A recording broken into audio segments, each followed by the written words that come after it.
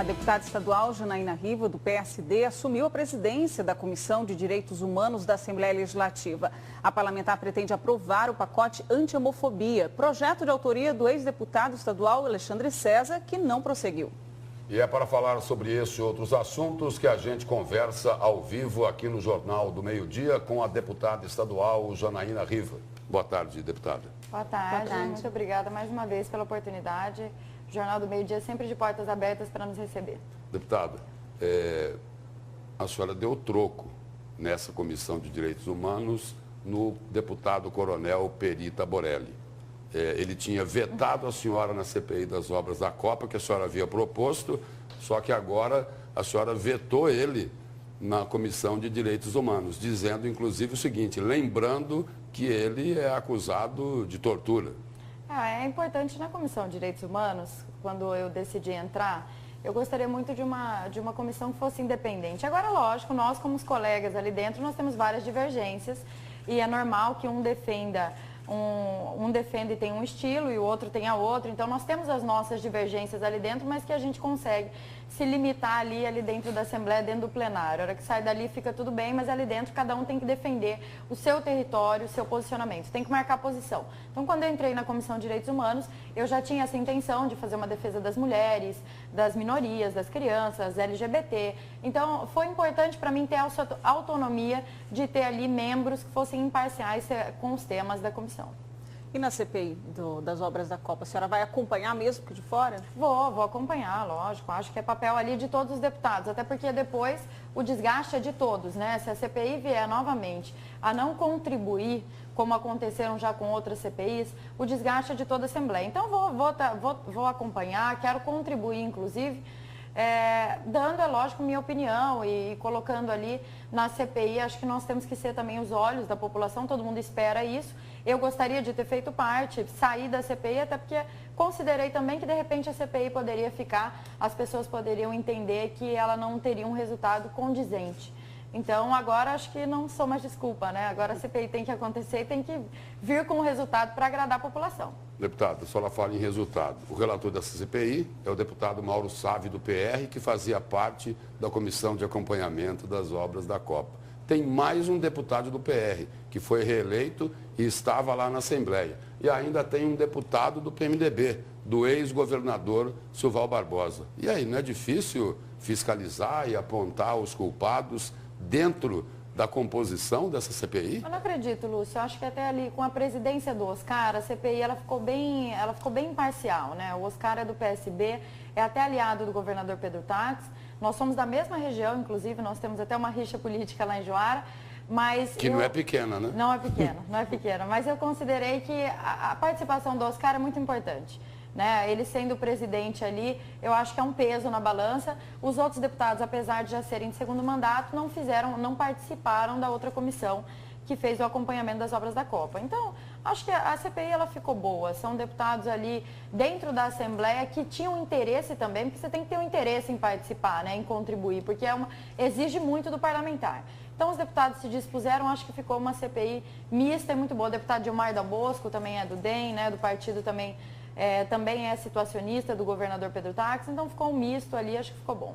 Falando em governo, a senhora tem feito críticas ao governo Táxi, principalmente em relação a mudanças de regras, aí, possibilidade, por exemplo, no caso do FETAB, em cobranças de reajuste da Polícia Civil. O governo não está cumprindo com o que ele tinha prometido, na opinião da senhora? É a minha preocupação. Acho que quando você tem um governo que ele diz ser legalista, ele tem que ser legalista em todos os sentidos. Então, cumprir as leis que foram aprovadas pela Assembleia é o papel do governador. Então, é lógico que é uma preocupação que eu tenho, sendo deputada estadual, até você se sente um pouco diminuída. Porque eu vou fazer um projeto de lei, vou aprovar essa lei, vou trabalhar por ela e depois ela pode não ser cumprida. E nesse caso aí o governo vai ser legalista, só que em suaves prestações mensais. Em suaves prestações, em 10 parcelas, né? Deputada, falando do governo aí, a senhora deu uma declaração aí dizendo o seguinte, sobre os cargos que foram oferecidos para os deputados da base de sustentação. A senhora disse que isso é uma forma de comprá-los e de transformá-los em reféns do governo. A Assembleia ficaria o quê? como uma extensão do Palácio Paiaguás, é isso? Não de comprá-los, né? Não de comprá-los, mas eu acredito que essa prática, que ela já acontecia em todos os governos anteriores, vamos ser honestos aqui, e a gente tem que ser justo, não é só o Pedro Táxi que faz isso. Essa prática era comum, sempre aconteceu nos governos passados, de deputados terem cargos, até para manutenção do seu trabalho, mas também para serem deputados de situação. Então, uma preocupação que eu tenho é que acho que são práticas já ultrapassadas, que nós temos que superar. Essa fase de troca de favor, ela tem que ser superada. O deputado, ele tem seu espaço dentro da Assembleia e é lá dentro que nós temos que brigar pelos nossos cargos, para termos nossos servidores. Mas mesmo assim teve gente que não gostou, porque diz que é só 15. Só 15. São 15 cargos, né? E eu acho assim uma coisa muito pequena para um deputado vir a ser um deputado situacionista por causa disso. A senhora está preocupada também com os pagamentos feitos pelo governo? Está pedindo explicações sobre repasse, sobre a farmácia de alto custo? Por quê? Eu só tenho cobrado aquilo que todos os políticos propõem no palanque. Né? Toda vez a eleição, até a população acaba ficando até cansada. São os mesmos discursos. O discurso de transparência, o discurso de que tudo vai mostrar, de que o povo vai participar, de que quem vai mandar no governo é o povo. E aí acaba que muitas vezes até o deputado que participa do parlamento estadual, do governo estadual, não tem acesso às informações do governo. Então é uma coisa assim que me intriga muito. Às vezes a gente demora em resposta de requerimento, demora em resposta de agenda. Então eu tenho lutado ali para que essa transparência de palanque, ela seja real. Ela venha a existir e que a gente tenha acesso às informações, não só os deputados, mas toda a população. Quem sabe nos sites das secretarias, que vem ali discriminado os gastos. E da mesma forma, em todos os lugares, até dentro da Assembleia, os deputados se propõem a fazer isso, assim como propôs durante a campanha mesa diretora, e acho que agora é a hora da gente começar a fazer, começar a agir, né? Assim como o governo do Estado. Deputada, a senhora fala aí em discurso, né? Em palanque. Agora vamos falar um pouquinho da prática, lá na mudança da prática administrativa na Assembleia Legislativa. Demitiram 800 e poucos servidores, vão contratar 400 para economizar. Estão auditando contratos também para ir no caminho aí da redução de gastos, de fazer economia, de cortar custos. E aí a gente acompanha na imprensa as informações de que a verba indenizatória dos senhores deputados pode subir de 35 para 60, 65 mil reais, num aumento aí superior a 80%. Isso é justo, na opinião da senhora? Lúcio, existem muitas controvérsias acerca do assunto verba indenizatória. Eu tenho duas preocupações acerca da verba. Primeiro, a verba indenizatória ela existe para ser indenizado o deputado de um gasto que ele fez, né? E para isso precisa ser prestado conta. Agora, a preocupação que eu tenho é a seguinte: hoje, o deputado, quando ele voa, quando ele usa aeronave, é um gasto em separado. Quando ele usa de passagens, é um gasto em separado. Isso para o seu serviço. Se for a verba indenizatória para acabar com isso, com esses, que eu diria, penduricalhos, que são as questões, ótimo.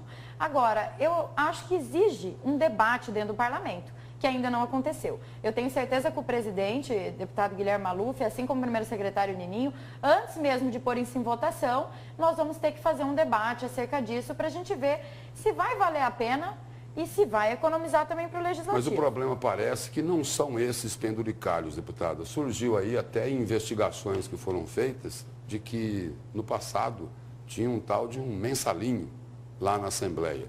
E que de repente agora, com esse aumento da verba indenizatória, seria para resolver isso? Oficializar o mensalinho? Eu não acredito que exista mensalinho dentro da Assembleia. Acho que não, até porque ali são 24 iguais.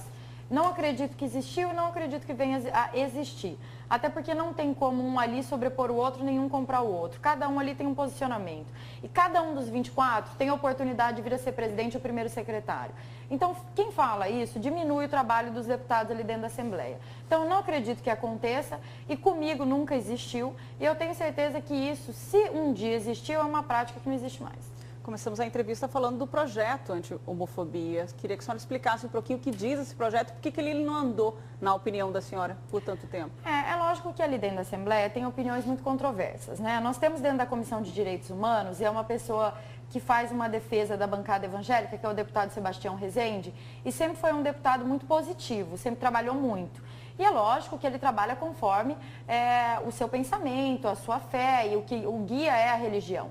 Então, ele conseguiu fazer com que na comissão alguns projetos ficassem travados. E esse caso do projeto anti-homofobia é um deles. Então, meu objetivo ali dentro é justamente esse, é destravar os projetos que não andam dentro da Assembleia. Antes da gente pensar em novos projetos, tem tantos projetos bons que estão parados, então a minha preocupação é essa. Esse projeto, como projeto anti-homofobia, ele é extremamente importante. Não quer dizer que as pessoas tenham que concordar com a orientação sexual da outra, mas ela tem que respeitar, que é pagador de imposto igual ela, paga para o governo do estado igual ela. Então, é uma das coisas que eu quero tirar dali de dentro da comissão, esse projeto, destravá-lo e fazer um trabalho para que quando venha acontecer qualquer violência que aconteça na rua com o homossexual, a Assembleia não seja responsável por isso. Deputada, falando em direitos humanos, lá em Brasília tem uma discussão muito, mas muito polêmica. A redução da maioridade penal de 18 para 16 anos. Qual a posição da senhora? A senhora é contra ou é a favor? Eu sempre achei que a maioridade penal, na verdade, tem que acontecer. É um processo natural. Por quê? Redução. Com certeza, a redução. As pessoas que estão dentro de casa hoje, ela não aguenta mais ser violentada, ser roubada, ter sua liberdade usurpada por menores de 16 anos, que na grande maioria, às vezes, já são delinquentes e já cometeram mais de 20 crimes quando alcançam os 16 anos. Então, a Comissão de Direitos Humanos, ela tem dois focos. Ela tem que cuidar dos adolescentes, das crianças, ela tem. Agora, não quer dizer que ela tenha que tirar o direito da grande maioria, que são de pessoas honestas, que estão dentro da sua casa e que estão sendo incomodados por essa minoria aí, que são muitas vezes pessoas reincidentes. O que a gente tem que trabalhar para fazer é não deixar o jovem adolescente entrar no crime, não deixar a criança cometer crime. Uma vez que entrou para o mundo do crime, tem que pagar e tem que cumprir com o seu dever de cidadão, que é a prisão, que é as medidas cabíveis, num caso de uma pessoa que venha tirar um direito de outro. Deputada, obrigado pela presença e pelas informações aqui no Jornal do Meio-Dia. Muito obrigada, eu que agradeço. Muito obrigada.